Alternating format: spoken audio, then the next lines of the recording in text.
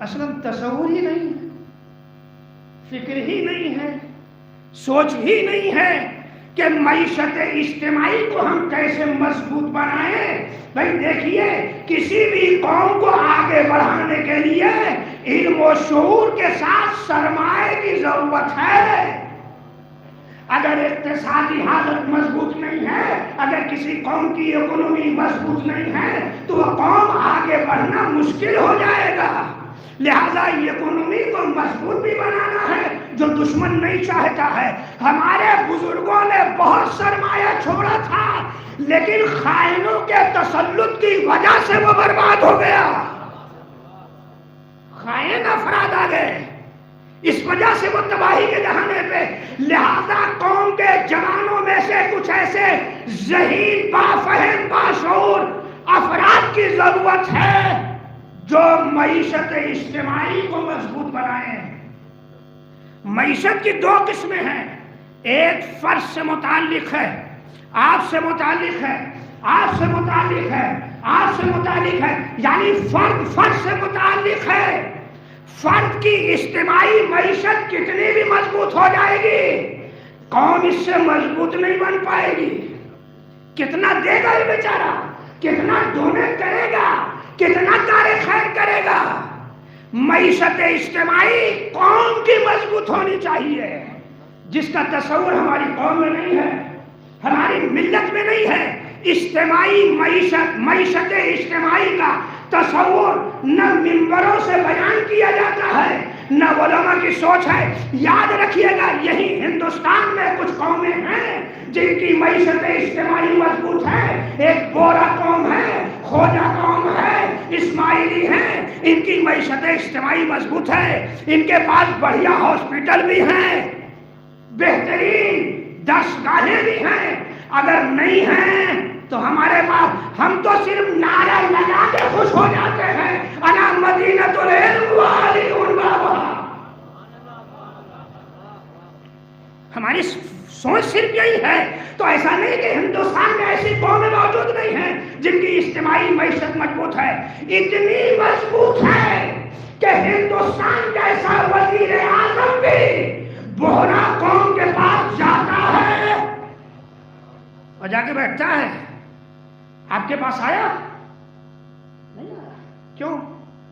اس لیے کہ ہم اس قوم کو جدھر چاہیں گے گھما دیں گے۔ ہم نے اس میں ایک رہبر نہیں، ہر گلی ہم نے رہبر بنا دیے ہیں۔ رہبروں کے تعدد سے کوئی قوم مضبوط نہیں بنتی ہے، تعدد رہبریت سے قوم مضبوط نہیں بنتی ہے۔ صالح رہبر کا ہونا ضروری ہے، اور رہبر کافی نہیں ہے، تعصی کرنے والے بھی ہونے چاہیے، ورنہ علی جیسا رہبر نہ دنیا میں پیدا ہوا ہے نہ قیامت تک پیدا ہوگا۔ افراد نہیں ملے، لوگ نہیں ملے کہ جو ساتھ دیتے۔ امام حسن کا ساتھ دینے والے افراد نہیں تھے، دشمن کی سازشوں کے شکار جلدی ہو جاتے تھے۔ یہی تو جنگ صفین میں ہوا، یہی امام حسن کے ساتھ ہوا، خود رسول کے ساتھ، کہ دشمن کی سازش کے شکار یہ افراد جلدی ہو جاتے تھے۔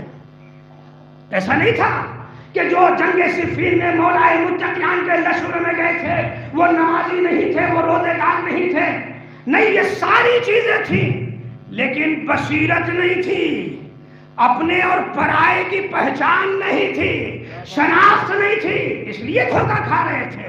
لہذا ضرورت ہے، بصیرت کی ضرورت ہے، دشمن کی کیا پلاننگ ہے، کیا منصوبہ ہے، اس کو سمجھنے کی ضرورت ہے۔ دشمن نہیں چاہتا ہے اس قوم کی اکنومی، اجتماعی اکنومی مضبوط ہو۔ ہمارے اندر سوچ ہی نہیں ہے۔ ایک کتاب لکھی گئی عراق میں، شہید سر نے کتاب لکھی اقتصادنا۔ جونپور میں 2 حوزے علمیہ ہیں، جا کے دیکھیے کتاب ہے یا نہیں ہے۔ ہندوستان میں، یو پی میں 40-42 حوزے علمیہ ہیں، کسی حوزے میں اقتصادنا کی تعلیم نہیں دی جاتی ہے، جبکہ یہ کتاب ایسی تھی جب لندن کی آکسفورڈ یونیورسٹی میں اکونومی کے پروفیسر کے پاس پہنچی ہے، اس کو پڑھنے کے بعد وہ یہ کہتا ہے کیا ان کے علماء اکونومی میں اتنی مہارت رکھتے ہیں؟ ہمارے درمیان نہیں وہ کتاب۔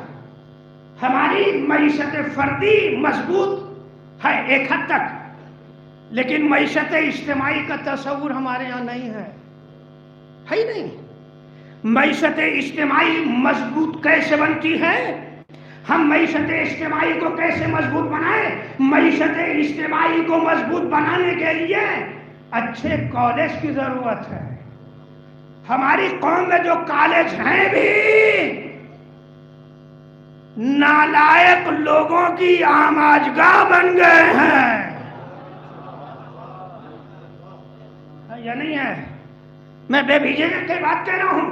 دیکھیے جو معیشت اجتماعی ہوتا ہے اس کا ذمہ دار ایک آدمی نہیں ہوتا ہے، ایک فرد نہیں ہوتا ہے، بلکہ پوری قوم ذمہ دار ہوتی ہے۔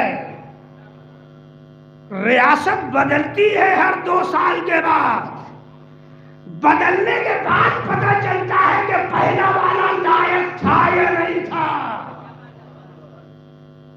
معیشت اجتماعی مضبوط بنتی ہے، بہترین کالج ہونا چاہیے۔ آخر کیا وجہ ہے کہ جنہیں تعلیم، جو خود تعلیم یافتہ نہیں ہیں، وہ کالج بنا رہے ہیں؟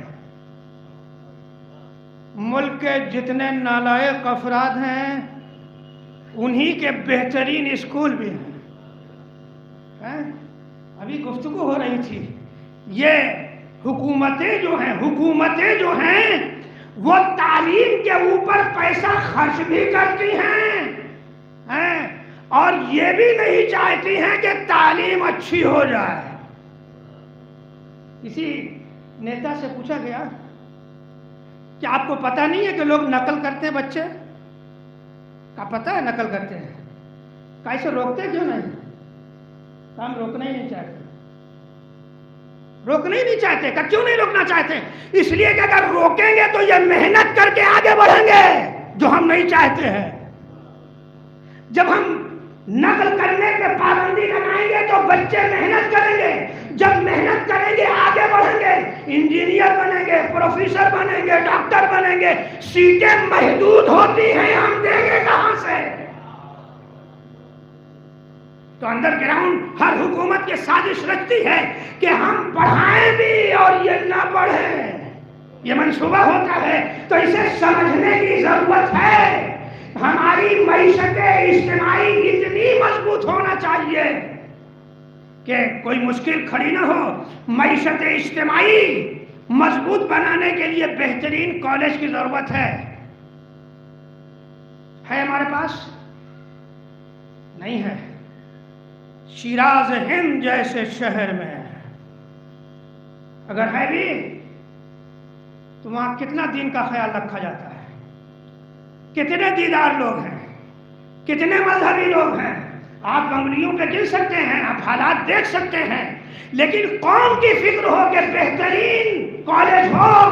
دیکھیے حزب اللہ یوں ہی نہیں پوری دنیا میں سرخ رو ہیں، انہوں نے کام کیا ہے، انہوں نے محنت کی ہے، ان کے اپنے کالج ہیں، اپنی یونیورسٹی ہے، اپنی دانشگاہیں ہیں کہ علم اس میں حاصل کریں گے۔ یعنی مذہبی معاشرے میں رہ کر کے ہم اپنے بچوں کو، اگر انٹر تک ہمارے بچے پڑھ گئے تو کوئی لاکھ بگاڑنا چاہے گا بگاڑ نہیں پائے گا۔ آج یہی شہر جونپور میں کتنا پیسہ تعلیم کے اعتبار سے جاتا ہے اسکولوں میں؟ کروڑوں روپے سالانہ خرچ ہوتا ہے۔ تو اگر اپنا کالج ہو تو یہ پیسہ اپنے پاس رہے گا، غیر کے پاس نہیں جائے گا۔ یعنی ایسی سیاست ہونا چاہیے پیسہ جائے بھی اور پلٹ کے اپنے پاس واپس آ جائے۔ تو ایک طریقہ یہ ہے معیشت اجتماعی کو آگے بڑھانے کے لیے پہلا طریقہ یہ ہے کہ بہترین کالج اور اسکول ہونے چاہیے۔ دوسرا طریقہ یہ ہے معیشت اجتماعی کو آگے بڑھانے کے لیے کہ بہترین ہاسپٹل ہونا چاہیے۔ ہے شہر جونپور میں ایک چھوٹا سا بنا بھی، لیکن آج سالوں سے بند پڑا ہے۔ یہ ہے، اس لیے کہ ہماری فکر معیشت اجتماعی کو مضبوط بنانے کے لیے ہے ہی نہیں، اس لیے کہ ممبروں سے یہ بیان ہوتا ہی نہیں ہے، یہ سوچی نہیں ہے، ہم تو اپنے بارے میں صرف سوچتے ہیں۔ یہ علی والوں کا مزاج نہیں ہونا چاہیے۔ علی والوں کا مزاج معلوم ہے کیا ہے؟ سودا ایک بیوی ہے، تاریخ میں ایک اچھا نام ہے جناب سودا کا۔ یہ امیر شام کے دربار میں پہنچی شکایت لے کر کے کہ ابن ارطاق جس کو تم نے بصرے کا گورنر مقرر کیا ہے ظالم ہے، یہ فاسد ہے، ہمارے مردوں کو قتل کرتا ہے، اذیت دیتا ہے، پریشان کرتا ہے ہمارے جوانوں کو۔ امیر شام نے کہا اگر میں چاہوں تو اس سے زیادہ ظلم ہو سکتا ہے۔ سودا نے کہا میں جانتی ہوں کہ تم اس سے زیادہ فساد برپا کر سکتے ہو، مجھے اچھی طرح سے معلوم ہے، خدا رحمت نازل کرے اس قبر کے اوپر جس کے ساتھ عدالت بھی سو گئی ہے۔ یہ ہے فضائل، یہ ہے کمال۔ محبت علی کا کمال یہ ہے کہ دشمن خوخار دشمن کے دربار میں پہنچنے کے بعد بھی علی کے فضائل بیان کرے، خدا رحمت کرے اس قبر کے اوپر جس کے ساتھ عدالت بھی سو گئی ہے۔ کہ سودا تم کس کے حوالے سے گفتگو کر رہی ہو؟ اسی کو کہتے ہیں تجاہل عارفانہ، جانتے ہوئے بھی انجان بننا۔ امیر شام جیسا شاطر بھلا اس جملے کی معنویت کو نہ سمجھے، تعجب ہے، بڑا شاطر ہے یہ، تو کس کی بات کر رہی ہو؟ معاویہ نے کہا، یہ جملہ سننے کے بعد کہا کہ سپاہیوں کو حکم دیا نے اور کہا کہ اس کے ساتھ انصاف کیا جائے۔ بھائی جملہ سنتے ہی چونک گئی سودا، کہا امیر تم نے کیا کہا؟ میرے ساتھ انصاف کیا جائے یا میری پوری قوم کے ساتھ؟ میرے ساتھ یا میری پوری قوم کے ساتھ؟ کہا تمہیں اوروں سے کیا لینا ہے؟ یہ دیکھا ابو سفیانی مزاج دیکھ لیجئے اور علوی مزاج بھی دیکھ لیجئے۔ ابو سفیانی مزاج یہ ہے اپنا اپنا دیکھو، لیکن علوی مزاج ہے کہ پوری قوم کا مفاد دیکھو۔ یہ علوی مزاج ہے، یہ علی کی فکر ہے کہ پوری قوم کے منافع کو دیکھو، اپنا ذاتی مفاد نہیں۔ کہا تمہیں اوروں سے کیا لینا ہے؟ کہا امیر اگر یہ انصاف صرف میرے لیے ہے تو نہیں چاہیے، لیکن آج مزاج کیا ہے؟ اپنا الو سیدھا ہو جائے، ہمیں دوسروں سے کیا لینا ہے؟ یہ نہیں مزاج یہ ہے کہ ہمارا الو سیدھا ہونا چاہیے، ہمیں دوسروں سے کیا لینا ہے؟ یہی مزاج ہے۔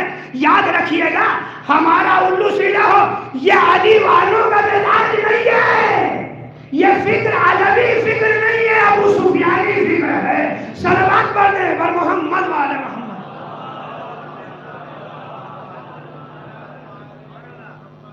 کہا یہ انصاف اگر صرف ہمارے ساتھ ہے تو ہمیں یہ انصاف نہیں چاہیے، اگر پوری ملت کے ساتھ یہ برتاؤ ہے تو قبول ہے۔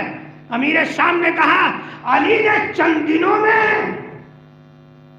لوگوں کو جسور بنا دیا ہے۔ خود علی کی محبت انسان کو جرأت پیدا کرتی ہے۔ اگر صحیح معنوں میں علی کی محبت ہے دلوں میں تو انسان کو جرأت مند بناتی ہے، شجاع بناتی ہے، بہادر بناتی ہے۔ اس واقعے کو سنانے کا مطلب یہ ہے کہ جو علی والوں کی فکر ہونی چاہیے وہ اجتماعی فکر ہونی چاہیے، فردی نہیں۔ یہ اجتماعی معیشت کو اگر مضبوط بنانا ہے تو بہترین ہاسپٹل ہونا چاہیے۔ ہے ہماری قوم کے پاس، بمبئی میں آغا خانیوں کا بہت بڑا ہاسپٹل ہے شیعہ قوم کے پاس، اور ایسا نہیں ہے کہ شیعہ قوم کے اندر صلاحیت نہیں ہے۔